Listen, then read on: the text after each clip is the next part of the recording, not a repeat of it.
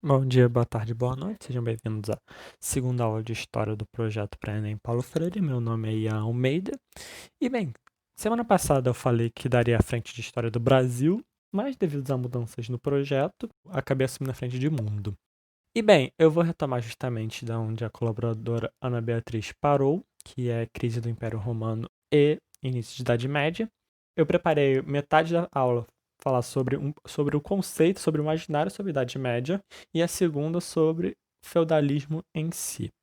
Bom, a minha ideia era abordar Islã e Império Bizantino nessa aula, mas devido a problemas pessoais eu só preparei essa parte. Mas semana que vem minha ideia é abordar esses dois impérios, povos entre si e também povos bárbaros.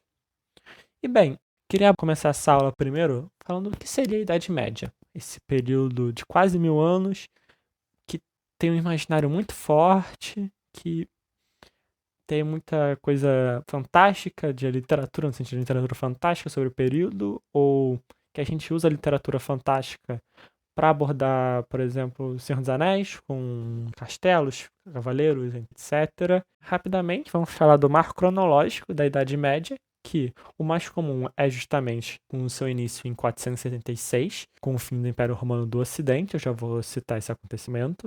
Esse Ocidente alguns podem achar estranho, quando Augusto entrega, abdica do seu trono e acaba com a conquista de Constantinopla, que se originou do Império Romano do Oriente, pelos turcos otomanos. Que é engraçado, a Idade Média basicamente é pautada seu início e fim por crises políticas que mudaram profundamente o mapa da Europa, mas com coisas relacionadas ao Império Romano, para você ver a importância. Óbvio que no século XV, o Império Romano do Oriente, Constantinopla, já são coisas bem distantes, como disse, quase 1000 anos, mas ele ainda tem certo poder em si. Essa imagem aqui traz bastante coisas importantes sobre a Idade Média, sobre o imaginário. Nós temos o Papa, nós temos castelos como fortaleza, proteção, padres, bispos. E bem, como se define a Idade Média, esse período de quase 1000 anos? Será que todo período foi ruim? A peste negra, que é muito conhecida, marca todo o período? Ou será que ela foi muito boa, que não tínhamos as preocupações que nós temos hoje de uma sociedade capitalista, como tempo, correria, essas coisas? Era um período mais doce, mais puro. Será que toda a Europa nesse período foi igual? Por exemplo, toda a Europa tinha castelo, feudo, senhor feudal. E eu já digo logo que não. Esse fenômeno de feudalismo ele é muito marcado pela França, atual França, ali no norte, e um pouco da Inglaterra. Então, fiquem espertos quando você fala de feudalismo, eu não estou falando de toda a Europa. Como eu disse anteriormente, ainda tínhamos o Império Romano do Oriente e, a posteriori, nós temos, ali na Península Ibérica, os muçulmanos. Mas isso eu vou falar na aula de semana que vem. E bem, é justamente sobre esse debate, sobre esse período, que eu trouxe uma citação do Marcelo Cândido Silva, que eu não vou ler para não se tornar repetitiva, mas ela recomendo que vocês pausem para ajudar no que eu vou falar a seguir. E também, principalmente, a parte final, a frase final, que é para quem se interessar mais por história. Mas essa eu vou ler, que a segunda postura mais comum nos meios acadêmicos consiste em estabelecer uma relação direta entre a Idade Média e a modernidade, destacando as origens medievais do capitalismo, do Estado moderno e das identidades nacionais e regionais. Isso é importante, isso eu vou retomar ali na frente. Bom, vou começar pela terrível Idade Média, que é justamente essa visão que nós temos que a Idade Média foi um período marcado por fome, guerras, mortes, epidemias, incertezas, todo mundo enclausurado em um feudo, assim, um espaço pequeno, abandono das cidades. Quando isso começou, essa visão, assim, essa visão pejorativa? Começou justamente ali pro século XVI, mais ou menos, com os renascentistas e depois com os iluministas do século XVIII. Eu vou citar esses dois acontecimentos em aulas futuras, não tem problema, mas eles buscavam justamente falar que, ok, esse período de incertezas, influência da igreja, de censura, acabou. Agora nós estamos em outro momento. Os renascentistas, por exemplo, falaram que agora o homem é o centro de tudo, não é mais Deus. Os iluministas agora cultuam a razão. E eles viam justamente esse período da Idade Média como um período terrível, que a influência da Igreja Católica acabou com todo o avanço tecnológico, isso é um absurdo, como que quase 1000 anos você não se avança nada. E justamente os renascentistas e os iluministas queriam dividir a história em antiga, medieval ou do meio, média, ou seja, uma ponte entre a antiguidade clássica, grega, romana, e agora a Idade Moderna. Vale aqui um fato interessante. Outra citação, que marcos históricos são apenas convenções cronológicas construídas posteriormente, ou seja, ninguém na Idade Média pensou, estou na Idade Média, estou no caminho para algo mais moderno. Não, eu vou citar mais para frente que alguns escritores da Idade Média acreditavam se aproximar do juízo final, segundo a fé cristã. Mas, bem, eu quis mostrar essa pintura de 1562, ou seja, já no século XVI, que retrata justamente a Idade Média como esse período horrível. Olha o nome, Triunfo da Morte, um nome muito pesado, muito sério sobre o período. E agora sobre a maravilhosa Idade Média. Vou começar pela pintura, foi o que eu terminei pela outra. Que é essa pintura aqui, ó, o cavaleiro e a princesa cavalgando, provavelmente uma coisa romântica entre dois. E quando que é essa pintura? Do século XIX, que foi justamente quando o movimento romântico se apossou da Europa e um pouquinho do Brasil. Vocês vão ver em literatura o índio como se fosse o nosso cavaleiro medieval, uma pessoa pura, que essa visão nostálgica justamente sobre o período de uma sociedade capitalista, cada vez mais industrializada, cada vez mais opressora, onde você não tem mais tempo para fazer nada. E a contraponto da Idade Média, onde os cavaleiros eram livres, podiam cavalgar, a calmaria dos campos, tranquilidade dos castelos. E bem, como também o que eu citei anteriormente, justamente que a Idade Média seria a origem de muitos dos povos e estados-nações que vieram a posteriori, como a França, a Inglaterra, a Alemanha. Vale ressaltar que a Alemanha está num processo de unificação tardia, que nós chamamos. Tanto a Alemanha quanto a Itália, os estados foram fundados no século XIX. Isso é muito importante. Elas não estão no processo de França, Portugal e Espanha ali do século XIV, XV e XVI. Gravem isso. E muitos viam justamente a origem de seus povos ali, nesse período da Idade Média. Por isso que ela é tão importante para os europeus. Bem, agora vamos falar sobre o Império Romano em si, sobre a crise. Aqui é um mapa das máximas fronteiras do Império Romano, no ano 117 depois de Cristo. Vocês podem ver que ele basicamente tem 3 continentes, Europa, Ásia e África, que é um problema muito sério. Como que você vai administrar essas fronteiras? Não é só porque eles tomaram, por exemplo, a Inglaterra, ou o sul da Inglaterra, que não tem povos em outros locais da Grã-Bretanha. Tinham, e era um problema você administrar essas fronteiras. Foi justamente que no ano de 27 a.C. começa a lei, que é conhecida como Pax Romana, que acaba as expansões territoriais e o objetivo agora é manter essas fronteiras, porque, como vocês podem ver, era muito grande, com diversos continentes. Imagina, um batalhão da Itália ter que se locomover para o Egito para proteção. Quanto tempo iria demorar de navio, por exemplo? E ainda mais a comunicação demorava, então era muito difícil administrar as fronteiras. Só que isso acabou sendo um problema. A economia romana era justamente baseada em expansão, em conquista de escravos, para justamente você ter uma renovação de produtos e escravos. Muito mais fácil você conseguir escravos invadindo do que, por exemplo, esperar você ter uma família e essa família gerar novos escravos. E ainda vale ressaltar que não é a lógica escravista que nós temos no Brasil, é uma outra lógica de escravos ou escravizados, como alguns preferem dizer, justamente pelo que eles nos escolheram, eles foram obrigados. Vou avançar um pouco no tempo e falar sobre os cristãos que antes eram caçados, em 313 com Constantino, já poderiam professar livremente sua fé. E tem a importância também de Constantino, que foi o primeiro imperador cristão. Gravem esse nome porque ele tem uma relevância no final da aula. E com seu filho, Teodósio, é que o cristianismo se torna a religião oficial do império e começam a ser perseguidos outros cultos. Ou seja, em menos de um século, o catolicismo cada vez ganhava mais força, deixou de ser uma fé perseguida para ser a religião oficial e, pelo contrário, perseguir outras. E bem, com alguns problemas, como problema dos escravos, cada vez mais corrupção em Roma, diversas crises políticas, vale ressaltar que o poder do imperador, perdão, a sucessão do imperador não era necessariamente hereditária, muitas vezes era por questão era opção, eu escolho você para me suceder, só que acabaram acontecendo muitos assassinatos, em cada dinastia mudava toda hora em um espaço muito curto de tempo, chegou a tentadores no espaço de menos de 100 anos, se não me engano.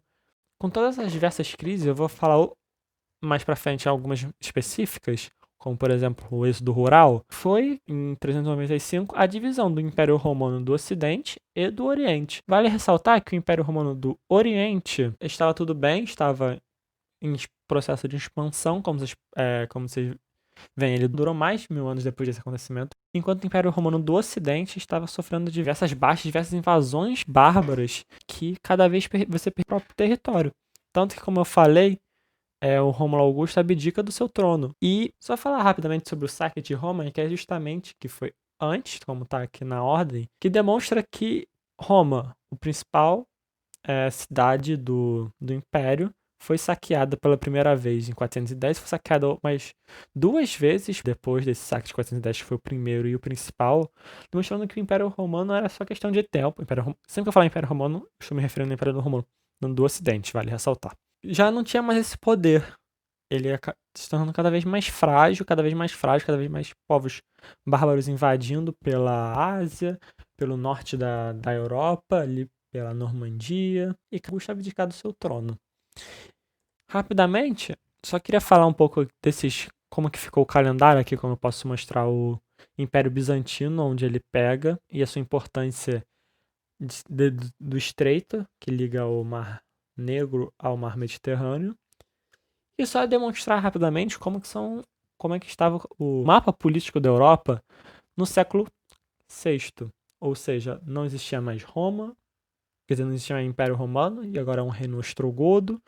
Os francos pelo norte, os visigodos na Península Arábica, os suevos. Bem, basicamente, esse é o mapa dos reinos bárbaros mais importantes, porque eles já estão mais ou menos configurados nesse tabuleiro de xadrez, digamos assim, e falar agora sobre o processo feudal e os processos que levaram ao feudalismo ali pro final do século VIII, século IX, mais ou menos.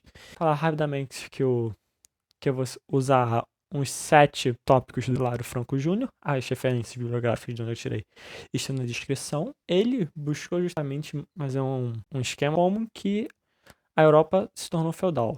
Começou justamente com a ruralização da sociedade, que, como eu falei, começou com a Pax Romana e sobre as diversas crises políticas, sociais que Roma vivia.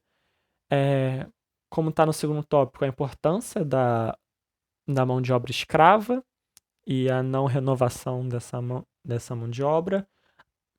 Diversas crises políticas, crises sociais, porque a classe média se tornou cada vez mais pobre, os ricos se tornavam cada vez mais corruptos, você não tinha mais grandes avanços, não tinha mais como, por exemplo, saquear o Egito, algo que lucrou muito o Império Romano, e cada vez mais a dificuldade de se manter as próprias fronteiras com os povos ditos bárbaros, ou seja, cada vez os bárbaros foram se tornando mais invasivos no Império Romano, invadindo cada vez mais as cidades, cada vez fragilizando mais o Império. O que acabou acontecendo? Os mais ricos acabaram se afastando da cidade para fugir dessas invasões, para fugir de revoltas sociais, a questão toda do circo, que Roma não conseguia mais administrar, digamos assim. E com o esvaziamento urbano dos mais ricos, acabou acontecendo que os mais pobres também foram para essas terras dos mais ricos, que é justamente o tópico 2, que é o enriquecimento da hierarquia social. Porque os ricos foram para as terras cultiváveis, obviamente os escravos estavam cada vez mais fracos no sentido de renovação, e acabou se tornando um pacto entre as pessoas mais pobres, que vão ser chamadas de colonos, e os senhores donos da terra, que depois vai ser chamado de senhor feudal. Vale ressaltar que os pobres preferiam morar no campo porque era uma forma de proteção, de comida, de alimentação, ou seja, de casa. E o mais importante, a segurança e proteção num tempo de incerteza, porque você não sabia se a sua cidade seria invadida no dia seguinte. O que é mais provável? Você ter um saque em uma cidade grande ou numa pequena lote de terra? O que ganharia mais dinheiro, isso eu quero dizer. Só que aí, o que acabou acontecendo? O colono acabou se tornando escravo da terra, entre aspas, porque ele era um homem livre, mas não poderia sair do campo. A sua vida estava amarrada de forma legal com o dono da terra. Se o dono da terra quisesse vender a terra, você estaria presente nesse acordo. E para o colono, você tinha casa, comida, você tinha um lote de terra, o que é importante. Enquanto você trabalhava em todo o lote do senhor feudal, você tinha um pequeno seu para sua família. E como também, se o senhor feudal adquirisse algum escravo, seria justamente uma melhora na vida desse escravo, porque você também tinha um lote de terra e basicamente servia as mesmas leis que o colono recebia, como escravo de terra, digamos assim. E bem, o terceiro tópico é a fragmentação do poder central. Vale ressaltar que no século V, os colonos foram desligados do poder do Estado, ou seja, não tinha mais como qualquer estado intervir nessa relação entre o senhor e o colono, e que demonstra que cada vez mais o estado se torna mais fraco politicamente. O Império Romano estava em processo de crise, as invasões germânicas evidenciavam isso, e acaba se tornando, com o fim do Império Romano, acabou levando esse processo entre o senhor e o colono às importantes relações de dependência social. Vale ressaltar que suzerania e vassalagem, que embora tenha começado como uma conotação civil, a partir do século VII, ganhou uma característica mais política e mais hierarquicamente acima de servidão. Por exemplo, somente nobres poderiam fazer isso. E com Carlos Magno, que é o principal rei dos francos, conhecido como pai da Europa, a vassalagem ganhou essa importância. Então, quando cai em prova suzerania e vassalagem, é um processo de mão dupla entre o suzerano, que é o que está acima na relação, e o vassalo, pessoas de posse. Nunca é uma relação entre, por exemplo, o senhor feudal e o colono. São coisas diferentes e podem confundir vocês. Relações assim, de negociação, sempre aconteceram, mas justamente foi com Carlos Magno que a vassalagem se tornou tão fundamental. E vocês podem ver que quando eu falo que o feudalismo foi uma pequena parte da Europa que se sujeitou a isso, o que você sabe assim de teoria sobre feudalismo se aplica aos francos. Outra coisa importante é justamente a privatização da defesa, que é o quinto ponto, que demonstra cada vez que, já voltando ao Império Romano, com os legionários romanos cada vez enfraquecidos, com o Estado, os senhores de terra, buscavam milícias para proteção porque não confiavam no poder do Estado ou queriam garantir que a sua defesa estava com o objetivo de proteger mais a sua porção de terra do que como todo o Estado. Só que, agora a coisa mais importante. No século, ali pelo século VIII, século IX, quando começam as invasões dos vikings, dos sarracenos, dos húngaros, que começa o processo mesmo de retração para castelos, para fortalezas, para proteger desses povos. É nesse período que começamos justamente o feudalismo em si. Todos esses passos que eu falei e estão escritos aí estão caminhando para isso. O fato principal é as invasões normandas. Criam os feudos como nós conhecemos, como proteções, com uma igreja perto, enormes fortalezas, com o senhor. E bem, vale ressaltar que o rei, nesse processo, vocês podem ver, ganhava o rei de cada reino, por exemplo, dos bárbaros, vou até voltar no slide. Por exemplo, o reino dos francos. Embora Carlos Magno seja muito forte, por exemplo, seus filhos não tinham tanto poder político contra ele.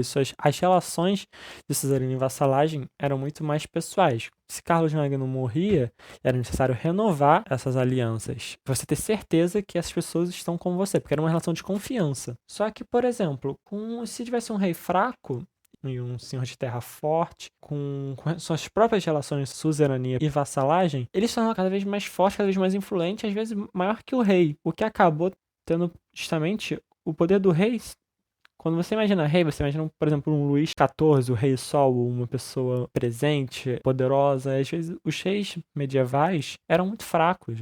Por exemplo, como vocês verão, o imperador, os imperadores dos reinos germânicos também são muito fracos. Eles mandavam, mas não mandavam. Por exemplo, o Papa já tinha uma influência muito mais poderosa que a maioria dos reis bárbaros. E voltando agora, como eu falei do Papa, fala sobre o papel da Igreja, que, como vocês viram, se torna a religião oficial do Império Romano ali no século IV, e uma das principais formas de poder da Igreja é as suas doações. Não de poder, mas como ela ganhou grande parte do poder. Que doações de pessoas influentes, pessoas ricas, até do próprio Estado, acabaram acumulando seu poder e riqueza. Com aqui, já com Constantino, já se tornam os principais doadores, mas não, você ter o imperador, sendo doador. E vale ressaltar que no século VIII foi criado um documento falso da igreja que é chamado de doação de Constantino. Nesse documento dizia, pela enorme doação que Constantino fez à igreja, que ele deu ao Papa, ou seja, ao poder papal, todo o poder político sobre as terras do Império Romano do Ocidente. E bom, esse documento é falso, foi descoberto no século XV por Lourenço Valla, analisando linguisticamente o documento. Por exemplo, um dos argumentos era justamente que certas palavras não podiam ser usadas no século IV, eram mais comuns no século VI, por exemplo. Não necessariamente esse, mas é só uma comparação. Ou seja, foi uma análise linguística que se comprovou que o documento era falso. Só que quando a igreja apresentou esse documento, ela não adquiriu de forma direta Roma. O que aconteceu que foi com Pepino o Breve, uma aliança com o Papa, que derrotou os lombardos, que governavam Roma no século VIII, e entregou ao Papa o poder de Roma. Vale ressaltar que o Vaticano só é criado no século XX. Então, Roma sempre foi a capital da igreja, mas ela era um estado diferente. Foi nesse período que se estabelece e se fortalece o poder papal de forma política. E agora eu vou falar também sobre como se explicita o poder da igreja. No século V, ela se torna a maior proprietária de terras, só atrás do Estado, e no século IX, ela já se torna dona de 1/3 de todas as terras da Europa católica. Vale ressaltar que católica por quê? Porque a Península Ibérica está sob domínio dos mouros, que são os muçulmanos que se estabeleceram em Portugal e Espanha. Ou seja, isso demonstra o poder da Igreja Católica no período que é uma das coisas mais importantes da Idade Média, é como a Igreja se fortalece, para justamente depois ter a Reforma Protestante.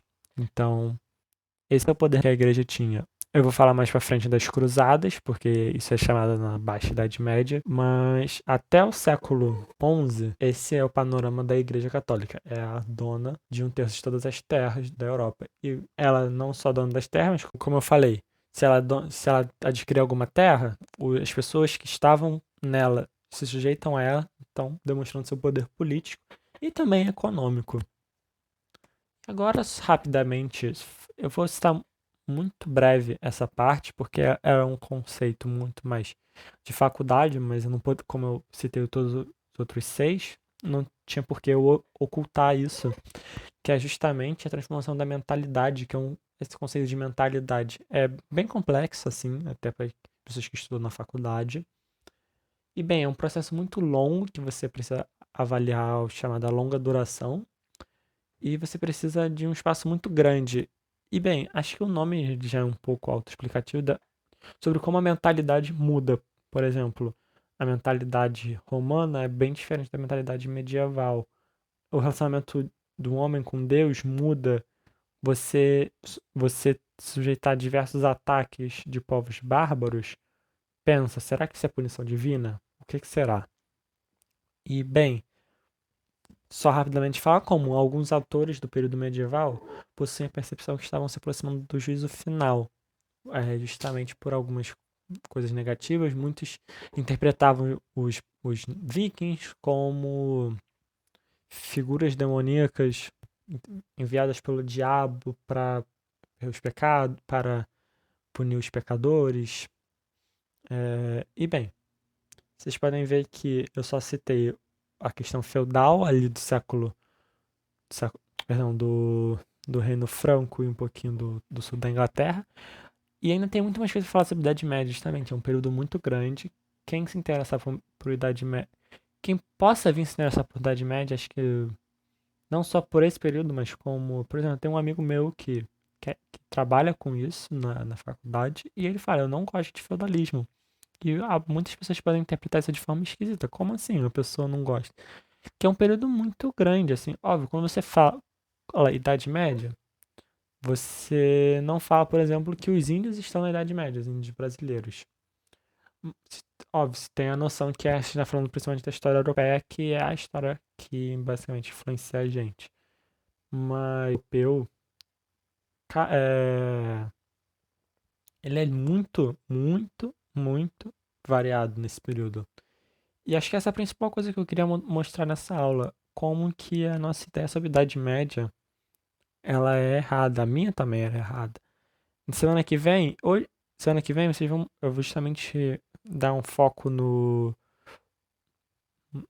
árabes. Eu quero falar um pouco de de Península Ibérica, justamente por isso. Hoje foi aquela aula, assim, metade dela tradicional sobre o período, mas semana que vem eu vou tentar mostrar por exemplo, como o sul da Espanha até hoje tem muita influência desse período. Como só um rápido exemplo, quem assistiu a série Game of Thrones, ao povo de Dorne, perdão, não lembro agora o termo certo. Se, é, os palácios foram gravados no sul da Espanha, justamente com essa ideia mais é, exótica, digamos assim. E bem, hoje eu não trouxe nenhuma questão do Enem, justamente, pelo que eu citei no início da aula. Semana que vem eu vou separar, ou seja, vão ser 2 vídeos, um sobre o Império bizantino e um sobre Islã e Maomé, os avanços. E bem, obrigado pela aula. Uma aula diferente da aula de semana passada, porque eu tive essa matéria no período passado, então muita coisa, eu usei textos de historiadores mesmo, não só livros didáticos sobre o período, isso muda bastante a minha abordagem. Não sei se vocês vão perceber, justamente eu trouxe 2 historiadores, principalmente sobre o período, então é uma pequena coisa que eu queria mostrar, que foi a minha proposta, não sei como que os outros estão fazendo, é justamente mostrar como a história da faculdade ela é particular. Mas enfim, muito obrigado pela aula e, bem, vocês vão ver uma diferença na história de Brasil e até semana que vem.